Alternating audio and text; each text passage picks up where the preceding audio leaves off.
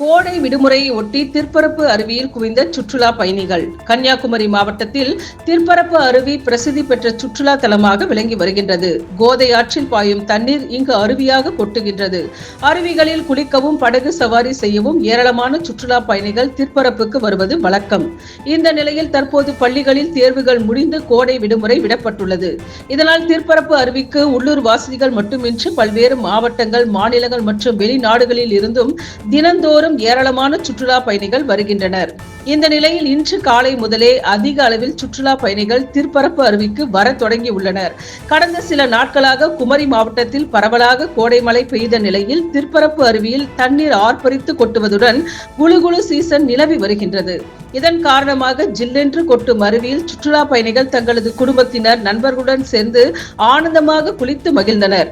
சிறுவர்கள் அங்குள்ள நீச்சல் குளத்தில் உற்சாகமாக குளியலிட்டனர். சுற்றுலா பயணிகள் அருவியின் மேல் பகுதியில் உள்ள உல்லாச பட சேவை பகுதிக்கும் சென்றனர். கோடை விடுமுறை முடியும் வரை திற்பரப்பு அருவியில் சுற்றுலா பயணிகளின் கூட்டம் அலைமோதும் என பணியாளர்கள் தெரிவித்தனர். இதற்கிடையே அசம்பாவிதங்களை தவிர்க்க திற்பரப்பு போலீசார் பாதுகாப்பு பணியில் ஈடுபட்டு வருகின்றனர்.